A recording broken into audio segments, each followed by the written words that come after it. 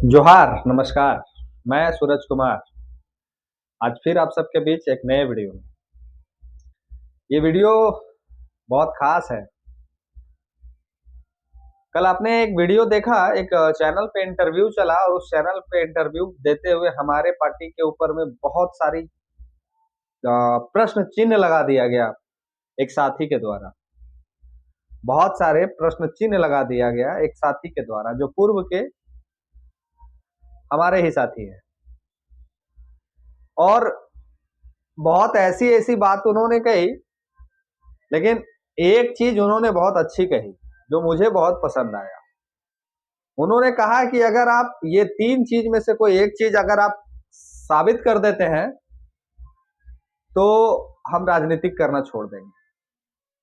उन्होंने ये कहा कि ये 3 चीज़ों में अगर आप एक चीज़ भी साबित कर देते हैं, तो हम राजनीतिक करना छोड़ देंगे। 3 चीज़ पे उन्होंने विशेष करके दावा पेश किया हमारे पार्टी के ऊपर। तो चलिए 3 चीज़ मैं बताऊँ, उसके पहले कुछ मैं आपको बताना चाहता हूँ, आपको जानना चाहिए। जो मेरे पार्टी के ऊपर में उन्होंने आरोप लगाया, वो आरोप को मैं पहले बताता हूँ आपको, आपको जानना चाहिए। सबसे पहले हम बात करेंगे जेबीकेएसएस की। जेबीकेएसएस, आप लोग जान रहे हैं कि जेबीकेएसएस के ही आज के समय में वो तमाम लोग पदाधिकारी हैं। मतलब वो तमाम लोग जो जेल कैंप के पदाधिकारी अपने आप को कहते हैं, वो तमाम पदाधिकारी अभी जेल कैंप के नहीं, जेबीकेएसएस के हैं। कहा उन्होंने कि हमारे पार्टी को इतना भी अकल नहीं है, इतना भी लूर नहीं है कि हम लोग जेएल कैंप के अधिकारी नियुक्त कर सके जेएल कैंप के लेटर पैड से। तो चलिए उनके ही भाषा में उनको हम बता देना चाहते हैं। वो कहे कि हम लोकसभा का चुनाव लड़ने जा रहे थे, अपना टिकट उन्होंने खुद 1.5 साल पहले अनाउंस कर लिया और मेरा टिकट अंतिम 27 दिन में हमको दिया। अब अंतिम 27 दिन में उनका मैथ बहुत स्ट्रांग है, उनके पास कैलकुलेशन बहुत तगड़ा होता है।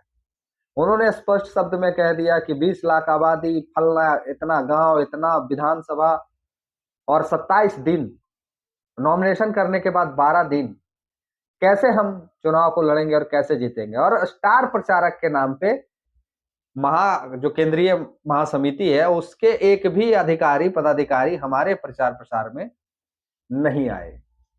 ये उनका आरोप है। पहले मैं आरोप बता रहा हूँ, विस्तार से सुनिएगा, वीडियो लंबा है। आरोप मैं पहले बता रहा हूँ। उन्होंने एक और गंभीर आरोप लगाया हमारे पार्टी पे कि हमारे ही पार्टी के कार्यकर्ता ने हमारे ही पार्टी के मोतीलाल दा के ऊपर में कॉलर पकड़ लिया और उनके साथ मारपीट भी कर लिया। ये वो बता रहे हैं, क्या कि वो पार्टी के सक्रिय सदस्य और बड़े नेता थे, तो टाइगर के साथ में काफी उठना बैठना उनका होता था, ऐसा उनका कहना है। चलिए एक और बात आपको याद दिला देते हैं, उनका एक और तीसरा पहलू, जो तीसरा था, जो जोर दिए हैं, वो तीसरा कि जो आपका बाबू वाटिका है रांची में, वहां पे प्रेस कॉन्फ्रेंस होना था और उस प्रेस कॉन्फ्रेंस में देवेंद्र दा का बैठने का कुर्सी लगा हुआ था और देवेंद्र दा के कुर्सी में, वहां से कुर्सी को हटा लेने के लिए टाइगर ने बोला, टाइगर के लोगों ने बोला। ये 3 गंभीर आरोप उन्होंने हमारी पार्टी के ऊपर लगाया। तो चलिए एक एक करके हम बताते हैं। पहले आप लोग सुनिए।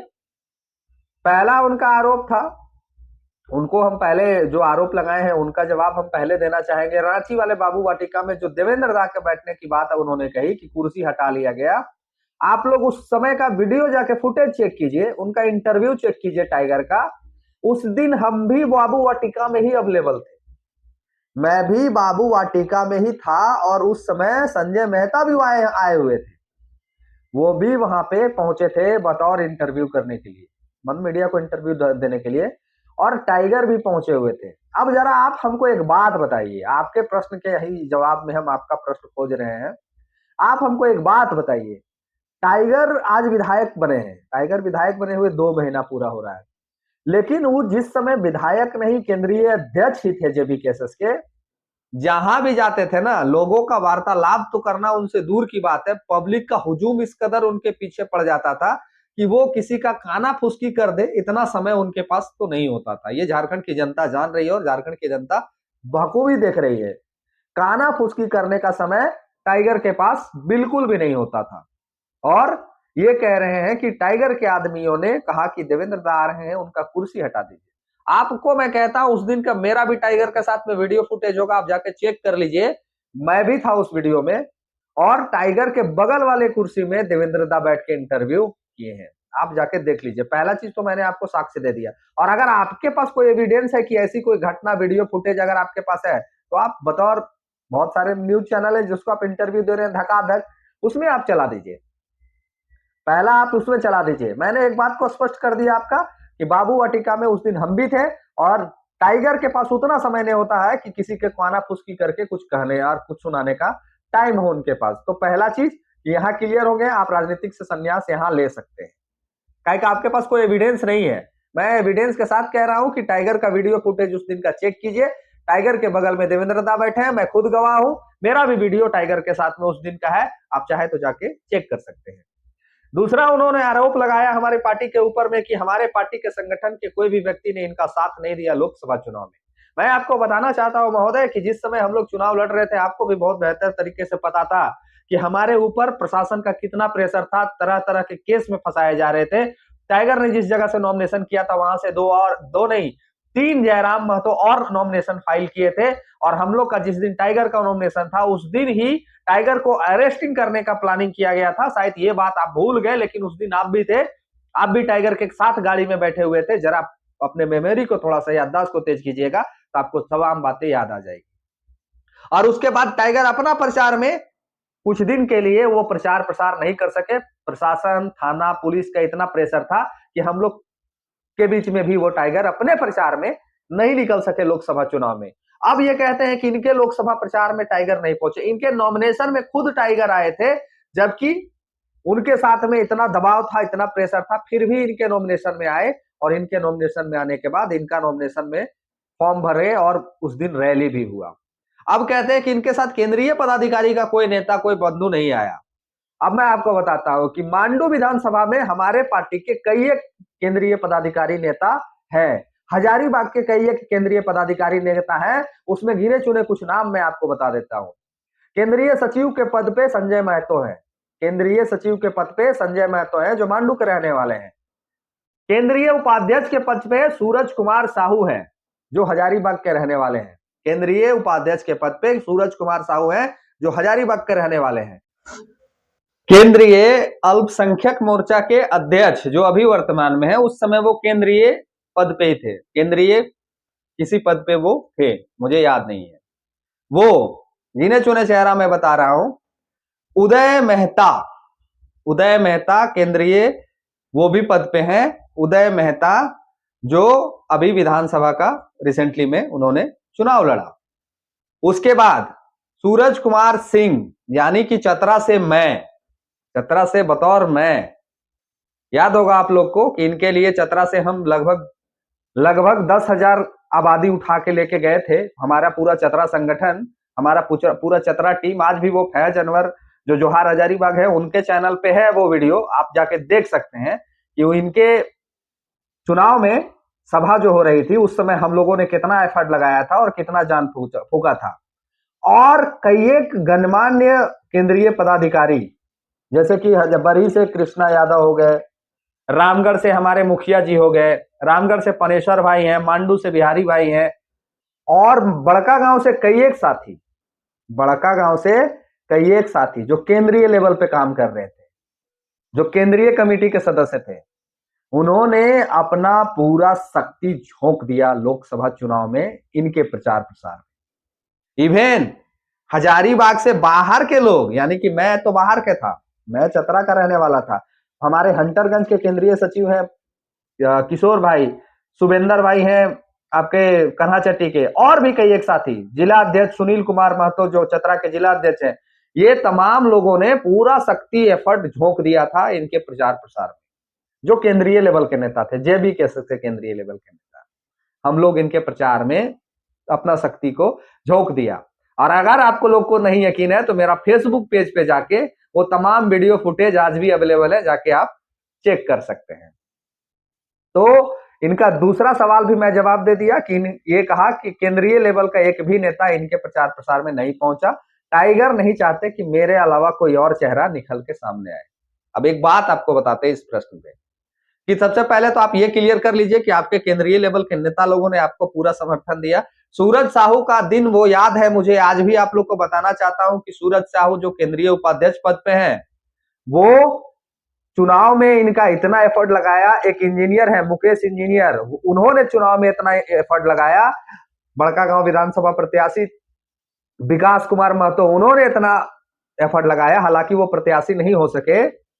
सूरज कुमार साहू जी ने सभा कराने के पश्चात जब उन्होंने अपने घर में भोजन का प्रबंध किया तो मुर्गा भात खिलाया था सभी कार्यकर्ताओं को। मुझे आज भी वो दिन याद है, हालांकि संजय मेहता ये तमाम चीजों को भूल गए। मुझे आज भी वो तमाम चीजें बहुत अच्छी तरह से याद है। हम लोग कितना एफर्ट लगाए थे, कितना मेहनत किए थे लोकसभा चुनाव में, वो रिजल्ट बता रहा है। 27 दिन समय मिला था इनके पास, 27 दिन में हम लोग इनको 1,58,000 वोट तक लेके चले गए। अब इनका दूसरा प्रश्न का भी सवाल मैंने दे दिया, उत्तर दे दिया कि इनको केंद्रीय लेवल के नेताओं ने भर भर के सपोर्ट किया और भर भर का सहयोग दिया। धन दौलत, रुपया, पैसा, अपना शरीर और तरह तरह का सहयोग जो होता है, कोई गाड़ी, कोई घोड़ा, कोई तेल, कोई बाजा, कोई पैसा, कोई खाना, कोई पीना, कोई सोना, कोई घूमना, सभी चीजों से इनको मुहैया करवाया, सभी साधन। तो ये दूसरा प्रश्न भी इनका उत्तर मैं दे दिया। अब इनको रिजाइन मार देना चाहिए था। चलिए तीसरा इनका सबसे प्रमुख चीज था, तीसरा इनका एक प्रमुख चीज आया कि मोतीलाल महतो को हमारे टाइगर के सेना के सदस्य ने, माने हमारे पार्टी के सदस्यों ने उनको एक झाप थप्पड़ मार दिया और कॉलर पकड़ लिया।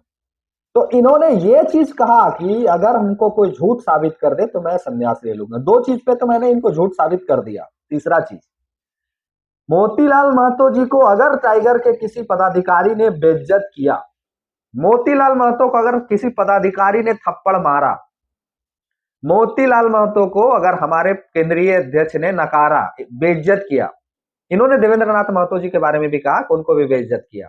तो खैर चलिए, उनके ऊपर में इन्होंने विशेष कुछ नहीं कहा, लेकिन हमारे केंद्रीय वरीय उपाध्यक्ष के ऊपर में जो इन्होंने टिप्पणी किया कि इनके साथ मारपीट किया हमारे पार्टी के कार्यकर्ता ने, तो आपको बता देना चाहते हैं कि उसके बाद विधानसभा चुनाव हम लोग लड़े। वो पार्टी के उस तरह का रवैया होने के बाद हम लोग पार्टी में चुनाव लड़े और मोतीलाल दा को बतौर टुंडी का प्रत्याशी बनाया गया। मोतीलाल दा लगभग 45,000 वोट भी लेके आए। उसके बाद मोतीलाल दा ने कभी इस चीज का मीडिया में जिक्र नहीं किया। मैं कहता हूं कि संजय मेहता जी अगर सच बोल रहे हैं इस बात पे, इस बात की पुष्टि तो वो खुद करेंगे, काहे कि इस बात की पुष्टि ना ही हमारे केंद्रीय अध्यक्ष करेंगे, ना ही मोतीलाल दा करेंगे और ना ही वो कार्यकर्ता करेंगे जिनके ऊपर इन्होंने आरोप लगाया है। तो मैं कहता हूं कि अगर संजय मेहता जी हमारे मोतीलाल दा से ये सिद्ध करवा दें, पुष्टि करवा दें, तो मैं उनको स्वीकार लूंगा नेता, मैं उनको नेता स्वीकार लूंगा कि वो सच बोल रहे हैं। और नहीं तो मैं कहता हूं कि संजय मेहता ने आजसू ज्वाइन करने के लिए बतौर सुदेश महतो जी से लगभग 50 से 1 करोड़ रुपए का डील किया। मैं कहता हूं कि संजय मेहता ने बतौर सुदेश महतो जी से आजसू ज्वाइन करने के लिए बतौर 1 करोड़ से 50 लाख का डील किया और कहा कि अब उगाही हम, चंदा भराई हम करेंगे अपने क्षेत्र में। ये मैं कह रहा हूं क्योंकि मैं कह सकता हूं, मैं पुष्टि नहीं कर सकता इस बात की। मैं कह रहा हूं, मैं पुष्टि नहीं कर सकता इस बात की कि सच में डील हुई है या फिर पैसा लिए हैं कि नहीं के लिए है। इसी तरह ये ट्रम्प कार्ड खेल गए कि मोतीलाल दा को मारा, लेकिन इसकी पुष्टि ये नहीं कर सकते हैं। तो मैं कहता हूं कि जब तक आप पुष्टि ना कर दें तब तक रिजाइन मार दीजिए। मैं कहता हूं कि जब तक आप पुष्टि करते नहीं है तब तक आप रिजाइन मार दीजिए। जिस दिन पुष्टि कर दीजिएगा उस दिन पुनः वापस आ जाइएगा। मैंने आपके तीनों सवालों का जवाब दिया और तीनों सवालों में मैंने आपको स्पष्ट कर दिया कि आप सरासर क्या बोल रहे थे। सच झूठ का फैसला आप खुद कर लीजिएगा। अब आपका जो बोलने का तरीका है, नो डाउट आप वक्ता अच्छे हैं, पढ़े लिखे व्यक्ति हैं, सुलझे हुए व्यक्ति हैं, इवन मेरे बगल के हैं, मेरे पंचायत के बगल के रहने वाले हैं ये। तो मैं विशेष कुछ आपके ऊपर टिप्पणी नहीं करना चाहता। मैं, आपने जो आरोप लगाया उस आरोप को मैंने आपके ऊपर छोड़ दिया। आशा करेंगे कि आप आगे से अपनी पार्टी का राजनीतिक करेंगे, आजसू का भविष्य उज्जवल करने में आप उनके साथ चलेंगे। मेरी पार्टी के ऊपर में टिप्पा टिप्पणी आप नहीं करेंगे। हम पहली बार में किसी को बहुत इज्जत करते हैं, बहुत लाज करते हैं और बहुत परहेज करते हैं किसी भी चीज को बोलने से पहले। मैंने सिर्फ और सिर्फ वही बातें बोली जो आप सुनना चाहते थे। आपका वही जो प्रश्न था उसका मैंने जवाब देने का काम किया। बाकी वीडियो बहुत लंबा हो जाएगा, इसलिए मैं विशेष कुछ नहीं बोलूंगा। बाकी आशा करते हैं कि आप तमाम साथी को सब चीज समझ में आ गया होगा कि ये कहानी क्या रचने की तैयारी चल रही है, क्या कुछ होने का संदेह है। तो हम कहेंगे संजय मेहता जी, आप अपने राजनीतिक करियर में आगे बढ़िए, भविष्य की आपके उज्जवल भविष्य की हम लोग कामना करते हैं। आप नेता, सांसद, विधायक बनिए, आजसू को मजबूत कीजिए। दूसरे के ऊपर लालछन उठाने के पहले अपने शरीर को खुद देख लीजिए कि आप क्या हैं और क्या थे और कहां से कहां पहुंच गए। टाइगर कल भी नेता पैदा कर रहे थे और आज भी नेता पैदा कर रहे हैं। कल भी वो चेहरा बना रहे थे किसी का, आज भी वो चेहरा बना रहे हैं किसी का। टाइगर के नाम से बहुत सारे लोगों का चेहरा बन गया इस झारखंड में, जिसमें से एक चेहरा खुद आप है। टाइगर ही वह व्यक्ति थे जिन्होंने आपके जैसे और कई एक को बनाया। आज शायद वो ना होते, आज शायद जयराम महतो ना होते झारखंड में, तो संजय मेहता भी ना होता। संजय मेहता को भी कोई नहीं जानते। संजय मेहता पहले से राजनीतिक में है, चुनावी राजनीतिक में है और आगे भी रहेंगे। तो जयराम महतो के आने से आपका भविष्य उज्जवल बना है। उस जयराम महतो जी का आप धन्यवाद अदा कीजिए, ना कि उनके ऊपर आरोप लगाइए। आशा करते हैं आप लोग को वीडियो अच्छा लगा होगा। अच्छा लगा हो तो लाइक कर दीजिएगा और शेयर करके दूसरे लोगों तक पहुंचाइए। बाकी मैं पहली बार सभी से लहजे में ही बात करता हूं, इसलिए मैंने अच्छे तरीके से आपके प्रश्नों का जवाब दिया। और आप लोग वीडियो को ज्यादा से ज्यादा शेयर करके दूसरे लोगों तक पहुंचा दीजिए और चैनल को जो सब साथी अभी तक सब्सक्राइब नहीं किए हैं